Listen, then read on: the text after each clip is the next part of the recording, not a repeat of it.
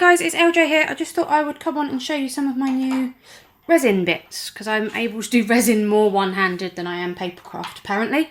So yeah, that's what I've been doing. So one of the main reasons I got into resin was because I was looking for a way to, a little bit early, because my cat is only 11. She's going to be 12 next week. This week, in fact. No, next week. And so I was looking at possible ways of putting cat fur into jewellery or everything else.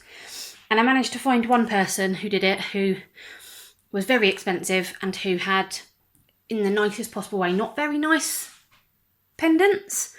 And I wanted to get my other half some cufflinks. And she didn't do cufflinks. So that was one of the main reasons that I started resin, really. And I've spent a lot of time practicing different things. And now I'm sort of using the cat fur from the two cats that I've got. I've got some fur from my friend's dogs. So I'm doing some practicing and making a few bits with those. So I've got these, you know, my paw prints that I do, these ones. I've done some of those with some of the puppy fur in. So I've got that one and this one, which are see-through. I wanted to keep them clear at the moment. I am getting a bigger mould, because what I'd like to do is put the fur inside the paw, the actual beans of the paw, rather than just loose like this. But these ones are a little bit small for me to get that precise, but that's the plan of how those will turn out. And I have also created, where have I put them? Where have I put them? That's a good question. This is what you get for not being prepared before you start filming. I have made some other hearts. I've got these hearts to take out now, but I've made some other hearts which have my cat's fur in. Are they in this one? No? Okay. I'll try and find them in a minute. But these are made with the same dog fur as these. So my friend's favourite colours are yellow and blue. So I've got both, I've got two dogs. So I've got both fur in there. That one has unfortunately got a bit of a bubble in, but that can be fixed. So those two will be made into something, and then his wife's favourite colour is blue, so I've done the same with that for them. It's not as neat as I would like. Part of that is doing everything one-handed, part of it is the learning process, but that's sort of the whole point of me doing this, really. I'm just going to go and see if I can find those hearts that I made from my cats. Give me 1 second. Okie dokie, found them. So I've made this one, so you can tell the colouring of my cat, can't you? With some of her white fur into that one. That's the back. I've already got the pins in this one, and then I've got this one, which is the same, but I've done it in a slightly different way, and I've sort of spread the hair around. So I'm kind of just looking at the moment for different techniques, what looks best, what works, what doesn't work. This one hasn't worked very well, because a lot of the fur has risen out, so I'm going to have to do another coat on that one, unfortunately. But as I said, it's all learning curves, isn't it? So then I had a bit of, I found a mould that I absolutely love, and so I've been experimenting with painting my pieces with the details. So this one, this little stitch I made for my best friend, and I painted it afterwards. So I poured the resin, let it set, took it out of the mould, and then I painted it. And it's okay. Paintwork's not the best. Again, part of that is because I'm not particularly good at painting. And the second is sort of trying to do it one hand, where I can keep this arm in a position it doesn't hurt, which is tricky at the moment, but there we go. So then I thought I'd do a few more, and this time I painted the mould before I poured it in, and I haven't pulled these out yet, so I don't know what they're going to look like. So this one I painted afterwards, and this one I painted before. So that's helpful. So I had something stuck in the back of the mould. So let's see how this one turns out, because I've not looked at these yet. Let's see. I think that is better. It's definitely smoother and shinier than painting afterwards.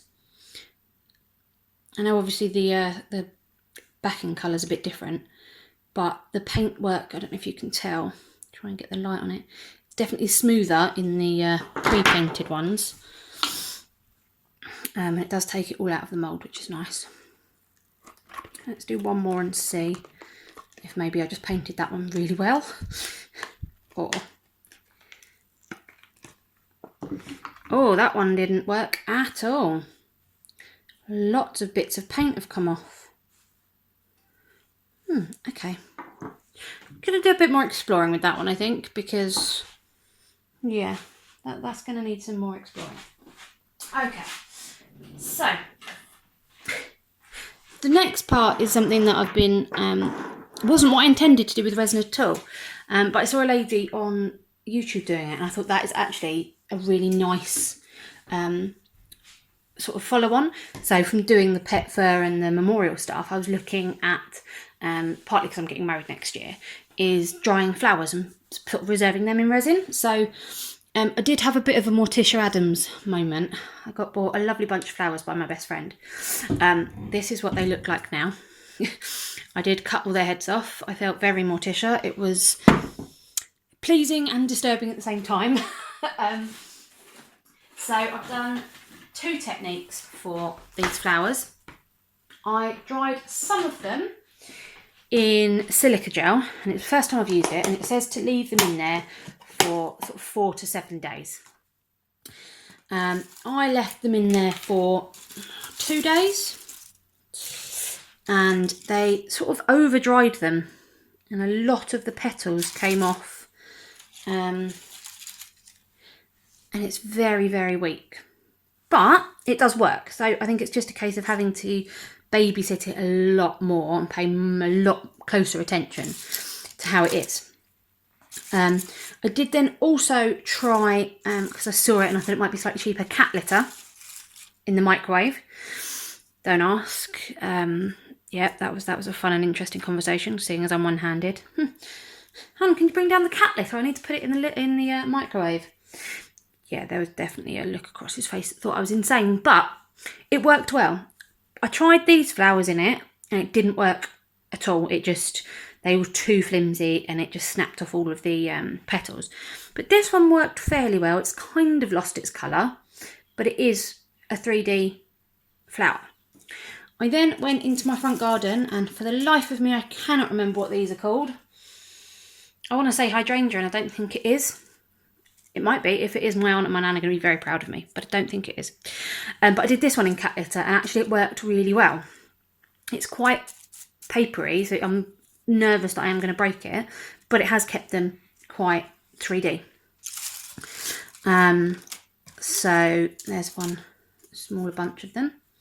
So those I'm going to experiment with at some point, with putting them into resin, but I need some deeper moulds for that. I don't have a deep enough mould that would take that without destroying it. And I want to try these in the bouquet that my best friend got me. They were Halloween bouquet, so they were the orange, the purple, and white, and then they had their leaves spray painted black.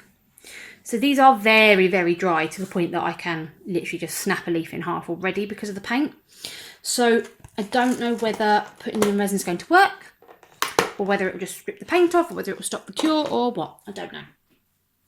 But there is, the lady that I saw all this from is called Artsy Mad Woman. I'll try and link her channel either down below or up top or somewhere. And she makes some beautiful pieces, so she sort of really inspired me with this one. And she had this suggestion, which is brilliant. So the other thing I have been doing with the flowers is pressing them. Now, I haven't pressed flowers since I was, I don't know, 5, 6, with my nan, sticking them in books, which is just tedious, and I'm not using my books for that because I love my books, and I don't even think I could buy books to put flowers in because I know it will ruin them. It's like I love book fold, and I'd love to be able to do it, but I don't actually think I could bring myself to fold the pages of a book like that, despite it being a way to keep it. My brain does strange things. Anyway, so she was using a microwave press, which is this. which is brilliant. And it takes about 2 or 3 minutes to press your flowers, get them completely dry and completely flat. It's brilliant. And then she suggested one of these for storing them. So it's one of the older type photo albums, not that you've got the slots to put the photos in, but where the whole page is sticky. So if I find a blank page, it's got the cellophane in that you just rip off and it sticks back down. So I've been drying some flowers in the press. So these were also from that bouquet. These were the white ones. And then, I can't remember whether these were in the bouquet or whether these are from my garden. I'm not sure. But I mean, my nan and my aunt are going to be really pleased with me because they keep bringing flowers over to put in my garden. And I'm not particularly green-fingered. So I like things that don't need a lot of work because I do tend to kill things. But now that I've found a way to use the flowers, I'm slightly more invested in them bringing flowers around. So that's going to please them as well. So these are the purple and orange ones that I pressed. I mean, you can see just how beautifully they keep their colour. And they're completely flat. It's wonderful. Some different leaves and things from my garden. This is that, I want to say hydrangea, but I don't think it is. I think I've just got hydrangea in my head because I was watching Drag Race yesterday. I don't know. So those are the big bunches flattened, and these are the individual flowers flattened. These are the leaves from them. I mean, these are stunning. But again, I don't have a mould big enough to put that leaf in at the moment. So yeah, so this is what I've been working on for the last few days, because actually it doesn't take very much. It doesn't hurt my arm, which is the big bonus, because everything hurts my arm at the moment.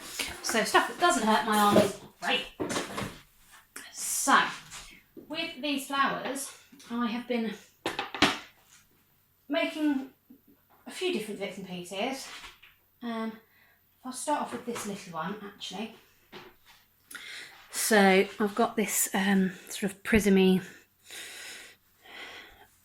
mould. This is where I'm going to have fun, because these are difficult to get out. I may have to call for assistance for this one. Someone with working arms who's sat in the other room. Yeah, I'm not going to be able to get that out. Do you try and get that out, please? No. I'm going to start with the other ones, because the other ones I can do.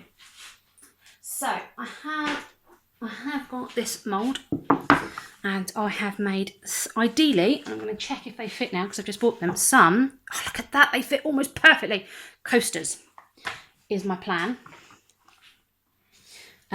So we'll start with these ones. Oh wow, that came out really easily. So there is using some of those. That's actually really nice. I wasn't keen originally. The only white pigment I've got has got mica powder in, which is why it's this gold. And this white on the back I used acrylic paint. But I actually don't mind the gold in it once you see it up this way. That's quite nice. So I've got one with the individuals, one with a bigger bunch.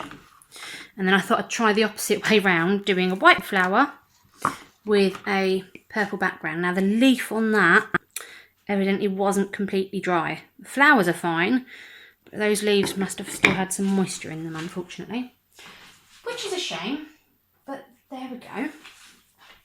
And then I did this one. I've just cut the mould up to make it easier to use. So this is another one with the big bouquet in. Now all of these, you'll notice, were done this way up.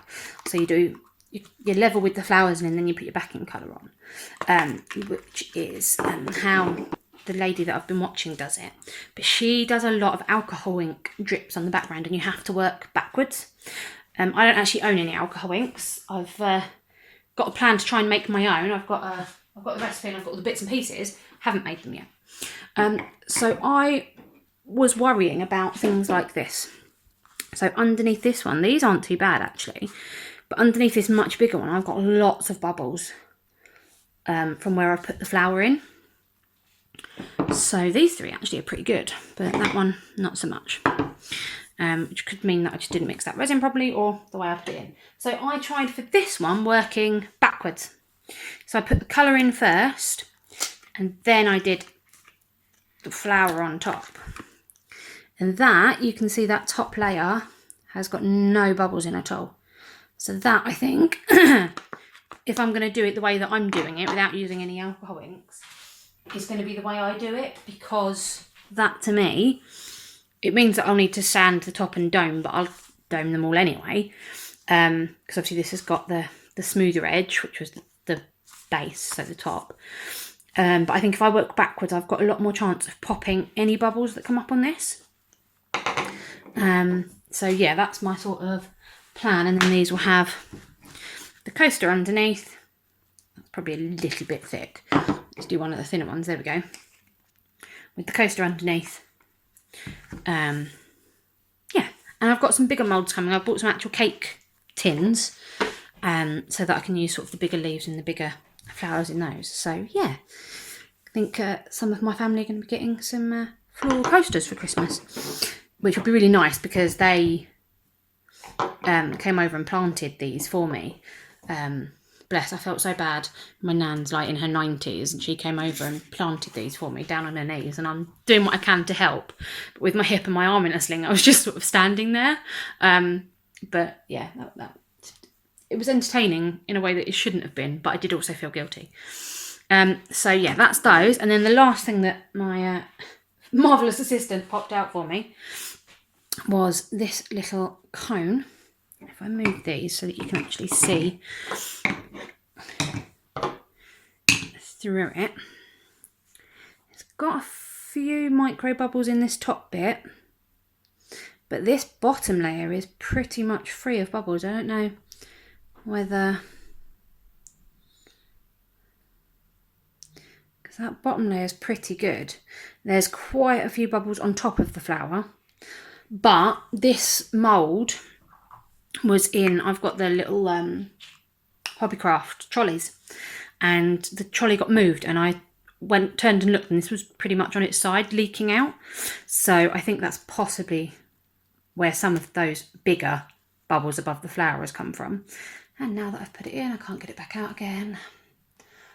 Oh dear. Come on. You're not actually in there. No, okay. I'm going to leave it like that because, yeah, you've seen it. I shouldn't have put it back in the mould. But yeah, so those are my latest resin pieces. I'm really looking forward actually to making some more of these now. I'm going to go for another wander around my garden and see what else I can find and dry out. I think these look absolutely beautiful. And when I first got them, they were blue. And I was really happy because my garden was blue and it was lovely. And then when they changed colour, and this is a set that I didn't use because it had quite a few dead heads on it, so I just put that one out. But they changed to this pinky colour, and then when you dry them, they go purple. So, I mean, yeah, I was a bit disappointed when they turned pink, but the fact that they dry purple is really pleasing for me, at least, anyway. So yeah, so this is what I'm working on at the moment. If you've got any ideas or any other suggestions of flowers that you think look really nice in resin, I'm happy to try those. And yeah, once I get a few more bits and pieces, I'll come back and show you. The only other mould that I've got to show you at the moment, which is just so cute, I found a little dinosaur mould. Look at how cute they are. They're matte, which at first I didn't like, but actually I do like because these bubbles on them are glossy. So that makes those details stand out more for me, because the back is obviously shiny, but the front is quite matte and I quite like them like that. So yeah, that's what I've been doing the last week or so. Yeah, thank you all for spending time with me today. Please like this video, and if you haven't done so already, subscribe, because I have got some more bits and pieces on the way. And Dawn, I am in the process of filming the response to your 10 crafty questions. I promise you it'll be done soon. Anyway, have a wonderfully crafty day. Bye guys.